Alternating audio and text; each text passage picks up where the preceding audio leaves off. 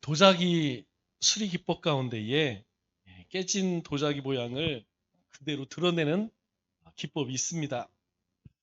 다시 시작해서 완벽하게 처음 만들었을 때 모양으로 만드는 것이 아니고 깨지면 깨진 그대로 붙여서 깨진 것이 다 드러나게 하는 기법이죠. 깨진 부분이 강조되면서 오히려 도자기의 미적 가치를 높이는 그런 기법입니다.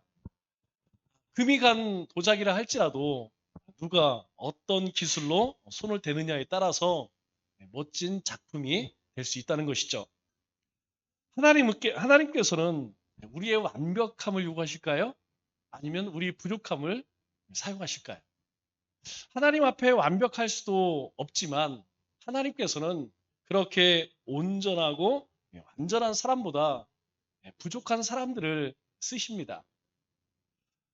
예수님의 제자들을 보면 하나같이 사실 그렇게 세상에서 뛰어난 사람들이 아닙니다. 많이 부족한 사람들이었죠. 하나님께서는 완벽함이 아니라 깨어진 모습 그대로를 사용하십니다. 그래서 진흙 같은 우리를 토기장이 되시는 하나님께서 빚어가시는 것이죠. 하나님의 손길은 가장 완벽한 손길입니다. 또 하나님의 선한 마음으로 우리의 연약함을 만져주시죠. 그렇기 때문에 하나님께 붙들려 쓰임받는 인생이 바로 행복한 인생이라는 것이죠. 왜냐하면 하나님께 쓰임을 받는다는 것은 그 삶이 하나님의 손에 붙들려 있다는 것입니다. 안식일은 하나님께서 사람을 위해서 주신 날입니다. 사람을 위해서 주신 축복의 제도라는 것이죠. 하나님은 이 안식일을 우리가 지키지 않는다고 하여서 영광을 받지 못할 뿐도 아니고 영광이 없으신 분도 아닙니다.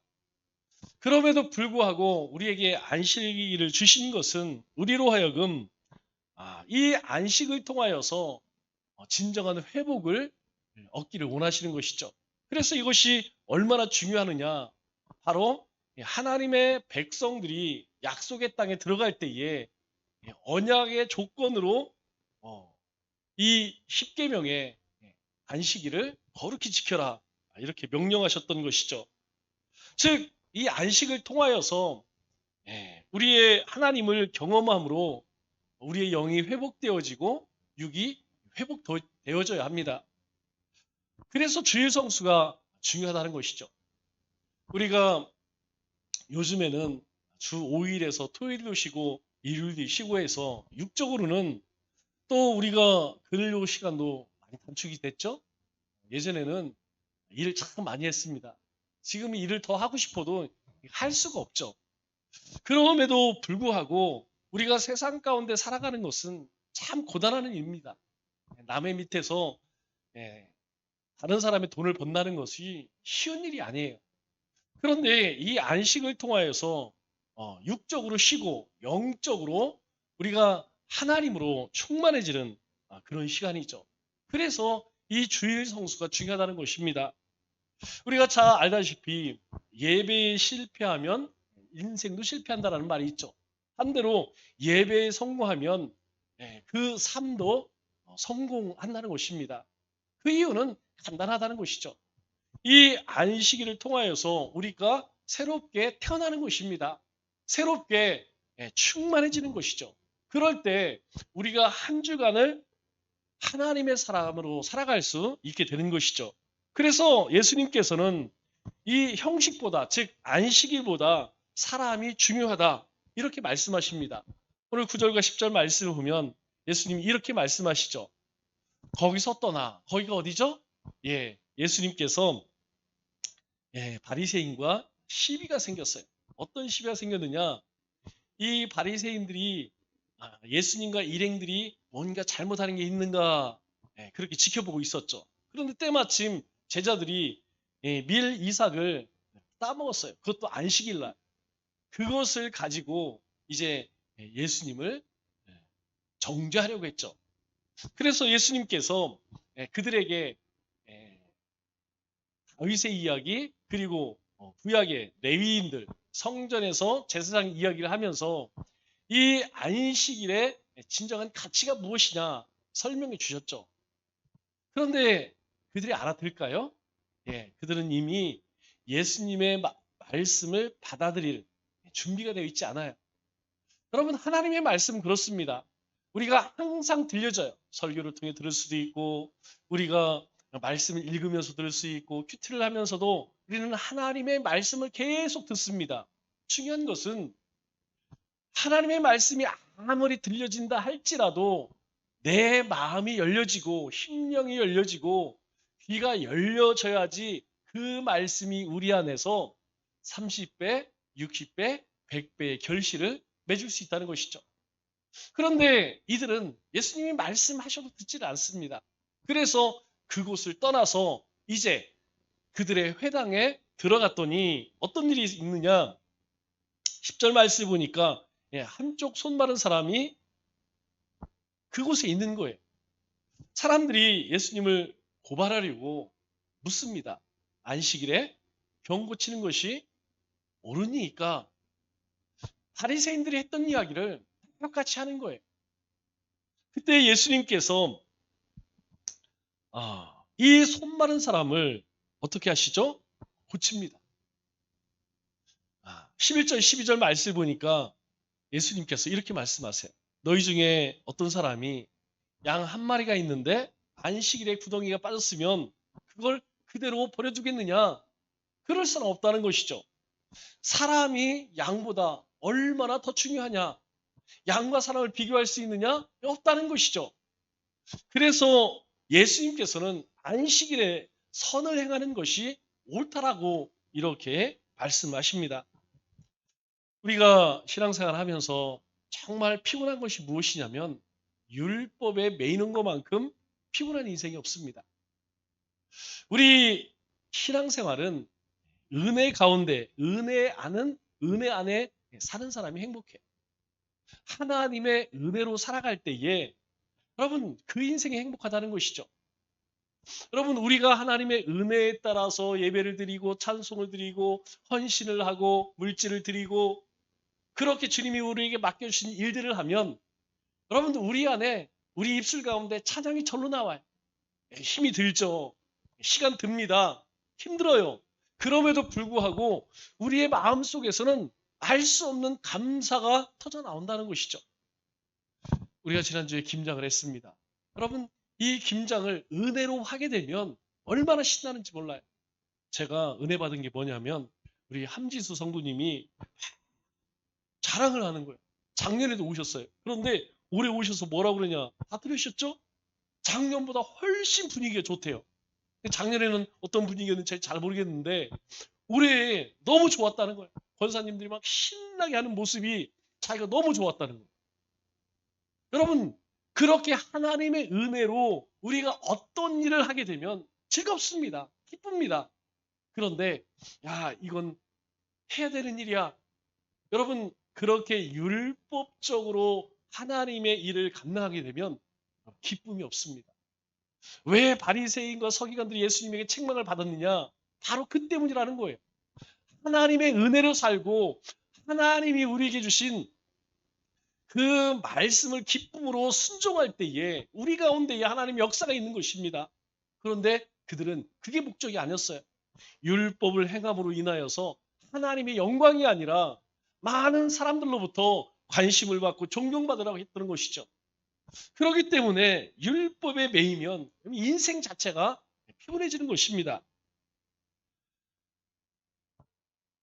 그래서 예수님께서 우리에게 말씀하시는 것은 무엇이냐면 사람이 중요하다는 거예요. 여러분 요즘 세상을 보면 사람의 인간을 평가절하는 수많은 사상의 노예가 있어요. 여러분 가장 심각한 것이 무엇이냐면 생명 경시 사상입니다. 그 가운데 첫 번째가 뭘까요? 바로 낙태. 여러분 이미 미국에도 그렇고 유럽에도 그렇고 우리나라도 심각합니다.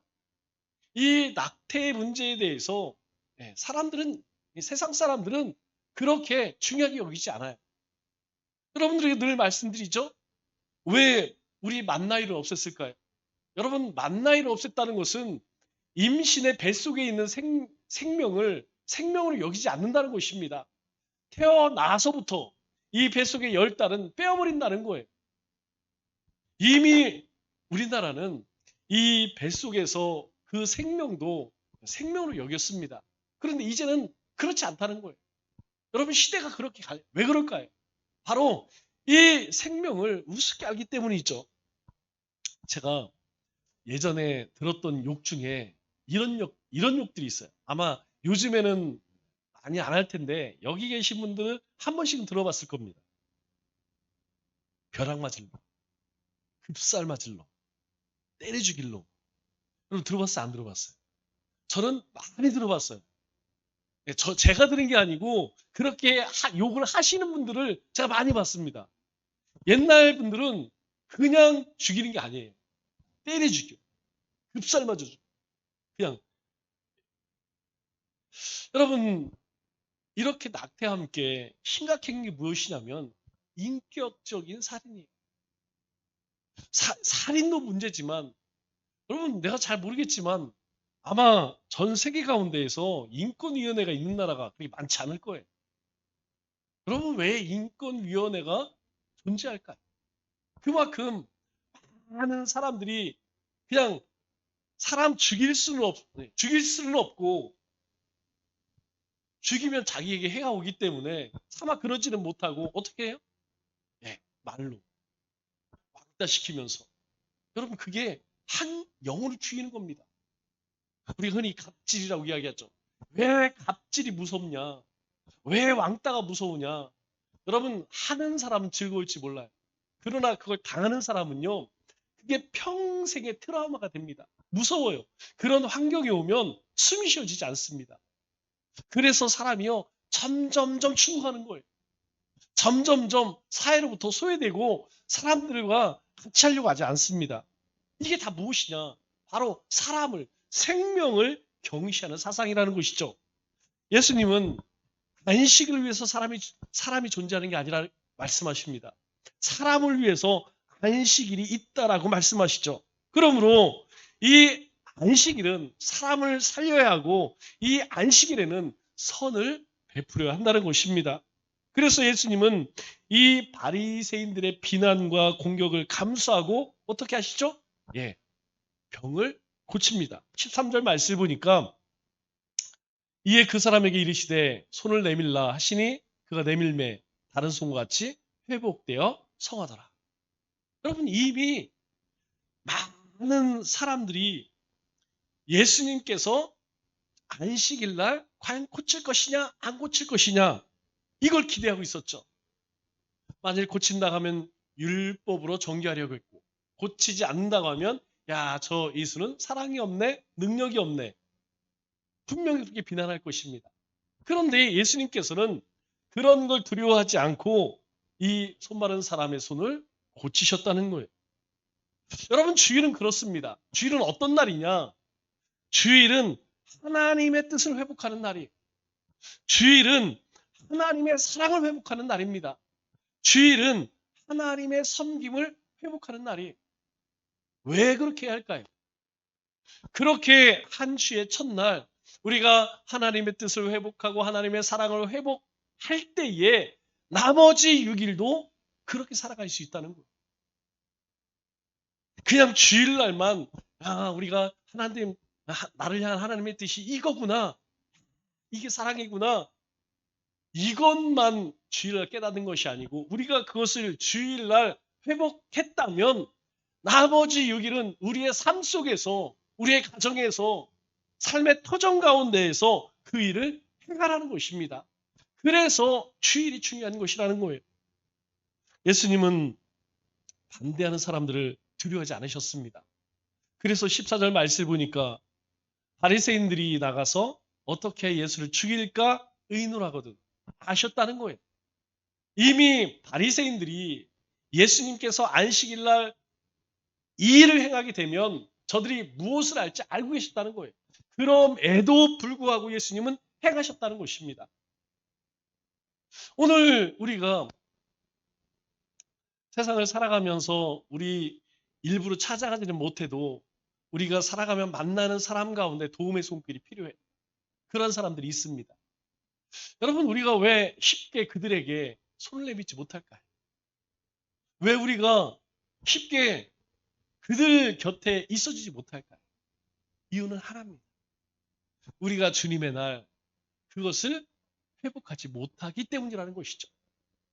우리가 그러한 하나님의 사랑을 내가 회복할 때에 우리의 삶 속에서 그렇게 하나님의 사랑을 흘려보낼 수 있다는 것입니다.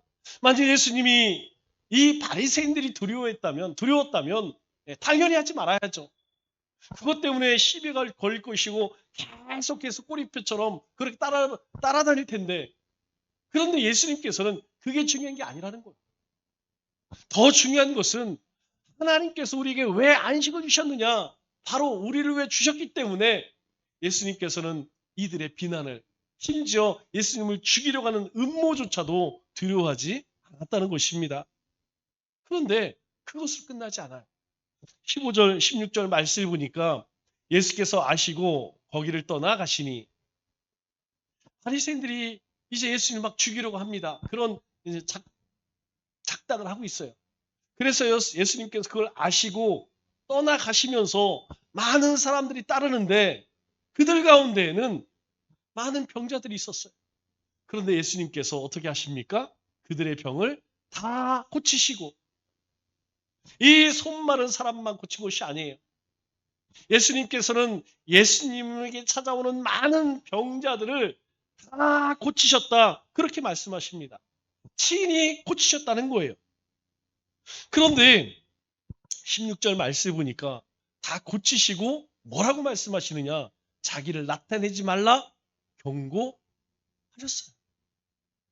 아니, 예수님께서 그런 놀라운 일을 이거는 현대에도 마찬가지입니다. 여러분, 이런 불치병을 고칠 수 없습니다. 불가능합니다. 그러면 이 일을 널리 알려야 되지 않겠습니까? 왜 그렇습니까? 그래야지 사람들이, 아, 저 예수가 정말 하나님의 아들인가 보다. 야, 저건 하나님의 아들만 저런 일을 할 수 있지. 여러분, 더 드러내야 되잖아. 그런데 예수님께서 그렇게 하지 못하게 하셨다는 것이죠. 그러면 왜 그랬을까요? 바리새인이 두려워서 그럴까요? 아니면 종교 지도자들이 두려워서 그랬을까요? 아니라는 것입니다. 사람이 두려워서, 그들의 핍박이 두려워서 이렇게 금하게 한 것이 아니라는 거예요. 예수님은 우리에게 말씀하시죠. 나는 겸손하고 온유하니. 주님께서는 오른손이 한 것을 왼손이 알지 못하게 하라는 거예요. 예수님께서는 낮고 천한 곳으로 오셨습니다. 예수님께서 만일 세상 사람들처럼 그렇게 드러내기를 원하셨다면 마구간으로 오시지 않았겠죠. 예수님께서는 철저히 자신을 낮추셨어요. 왜일까요? 여러분, 예수님께서 겸손하셔야 누구의 영광이 드러날까요? 하나님의 영광이 드러난 것입니다. 세례 요한이 예수님 앞에 뭐라고 고백합니까? 나는 내 뒤에 오시는 분 신발끈도 맺지 못할 그런 여작한 초대, 이렇게 고백을 합니다. 왜 그렇게 고백할까요?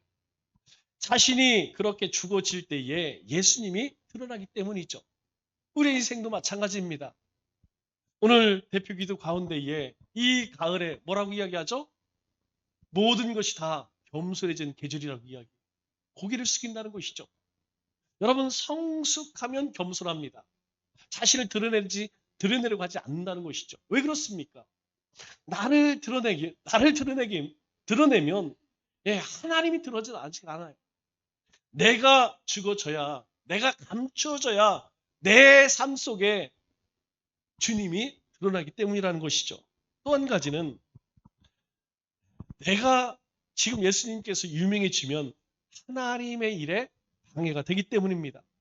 왜냐하면 주님께서 오신 이유는 분명해요. 예수님께서는 병자를 고치고 죽은 자를 살리고 이것 때문에 오신 것이 아닙니다. 예수님이 오신 일은 하나님의 일을 하시기 위해 오셨어요. 그런데 그때가 아직 되지 않았다는 것이죠. 즉, 예수님께서 어느 정도 하실 일을 다 하고 난 다음에 핍박받는 것은 괜찮지만, 지금 공격받으면, 지금 핍박을 받으면 하나님의 일에 지장이 있다는 것이죠. 여러분 성령의 열매 가운데 마지막이 무엇입니까? 여러분 성령의 열매의 마지막은 사이화와 자양, 충온, 절제입니다. 왜 절제가 들어있을까요? 만일 이 절제가 없으면 여러분 앞에 나머지 8개는요. 자칫 위험해질 수가 있어요. 우리가 절제를 일종의 브레이크라고 이야기합니다. 달리는 거 참 중요하죠. 그러나 열심히 달리는데 서지 않으면 어떻게 될까요? 정말 좋은 뭐 포르쉐 뭐 이런 좋은 차들은 뭐 엄청난 속도를 냅니다. 그런데 서지 않으면 어떻게 될까요? 여러분 만일 제때 멈추지 못한다면 아무리 달린다 해도 소용이 없다는 거예요. 여러분 사랑을 합니다. 하나님을 사랑을 해요. 이웃을 사랑합니다. 절제가 되지 않으면 어떻게 될까요? 예, 광신자가 되는 거, 광신도가 되는 겁니다. 여러분 광신도들 보죠? 어디서 봅니까? 이단들 보면 우리가 볼 수 있어요. 광신도들입니다. 만일 절제가 없으면 하나님 사랑에 절제가 없으면 광신도 되는 거예요. 제가 그런 분들 봤습니다. 집에를 안 가요. 교회에서 먹고 살아요. 남편도 자식도 다 팽개치고 매일 교회 와서 매일 기도한대요. 그래서 제가 정말 기도하나 한밤중에 가봤어요. 뭐 할까요? 예, 앉아갖고 귤 까먹고 고구마 까먹으면서 이거 하고 있더라고요. 좋은 얘기 할까요? 아닙니다. 여러분 집에를 안 가요. 여러분 그래서 어떻게 하는지 알아요? 저녁 9시가 되면 계량기를 내버렸어요. 교회 계량기를 내렸어요. 그렇게 하지 않고는 여러분 말을 안 들으니까 아유, 하지 마세요. 일찍 가세요. 여러분 뻔합니다. 아유 목사님이 기도를 못하게 하네. 네, 이미 한번 당했거든요. 그러려면 일찍 가세요. 그랬더니 돌아다니면서 뭐라 하냐면 아 목사님이 기도하려고 하는데 기도 못하게 한다. 여러분 다른 것도 마찬가지입니다. 우리가 어떤 일을 하든 절제가 없으면 여러분 그것은 과하게 됩니다. 사람이 유명해지면 한 세력이 들여옵니다. 여러분 내가 돈이 조금 있어도 또 권력만 조금 있어도 여러분 불순한 세력들이 주위에 계속해서 모여들어요. 대표적인 것이 여러분 가운데에 로또가 맞잖아요. 그럼 어떻게 해야 할까요? 무조건 숨겨야 됩니다. 로또 맞았다는 소식이 알려지는 순간 일단 가족들로부터 친지들로부터 그리고 가까운 동료로부터 못 살아요. 네, 일단 핸드폰을 바꿔야 됩니다. 못 삽니다. 이건 롯데에 당첨된 모든 사람들이 이야기. 생전 들어보지도 못했던 사돈의 8촌까지 찾아온대요. 왜 찾아올까요? 예, 와서 뻔뻔하게 빌려주십시오도 아니에요. 그냥 주십시오 그랬는데 몇 천만 원, 몇 억을 그냥 줘 달라고 그랬네요. 여러분 그 사람 입장에서는 아 행운으로 버는 행운으로 얻은 것이기 때문에 그냥 가져가도 된다 이렇게 생각하는 것이죠. 여러분 우리가 조금만 유명해지면요 우리 안에 뭐가 생길까요? 여러분 교만이 생깁니다. 여러분 유명한 뭐 연예인들, 탤런트나 가수들, 영화배우 그들이 무너지는 과정을 보면 하나예요. 여러분 겸손한 사람은 무너지지 않습니다. 오래 갑니다. 대표적인 사람 중에 하나가 안성기 씨죠. 요즘 병 때문에 투병 중에 있던데 여러분 안성기 씨의 나쁜 이야기 들어본 적이 있어요? 저는 별로 못 들어본 것 같아요. 여러분 그런 사람들이 그렇게 오래 할 수 있는 이순재 같은 분들 오래 할 수 있는 일은 뭘까요? 그분들 서울에 출신입니다. 그런데요 굉장히 성실하고 겸손해요. 그런데 정말 인기가 많고 사람들에게 환호받던 사람들 여러분 어느 순간에 보여지지 않아요. 왜 그럴까요? 대부분은 교만해서 사람들에게 적을 많이 만들어요. 그래서 사람들의 미움을 받게 됩니다. 여러분 우리가 주님보다 더 유명하게 되면 여러분 그때에는 사단이 역사해요. 그리고 우리의 삶이 그때부터는 주객전도가 됩니다. 우리가 내가 마치 하나님이 되려고 해요. 그래서 항상 누군가 나를 칭찬하고 나를 높일 때에 여러분 조심해야 합니다. 우리가 누군가 잘해서 칭찬을 할 때에 그것은 하나님께 영광을 돌릴 수 있는 그런 헌신이 되어져야 돼요.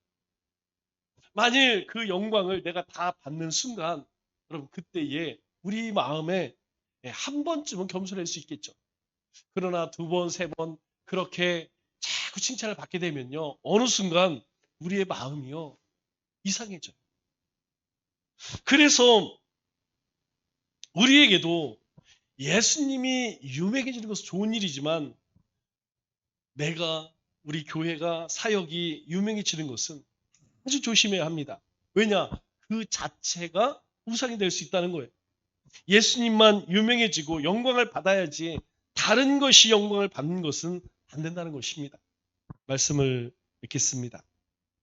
우리가 날마다 새롭게 변화를 받아 하나님이 원하시는 순결하고 또 아름다운 산제사로 우리 자신을 전제와 같이 드릴 수 있어야 합니다. 그러기 위해서 우리 자신은 십자가의 감초자예요. 주님만 나타나야 합니다.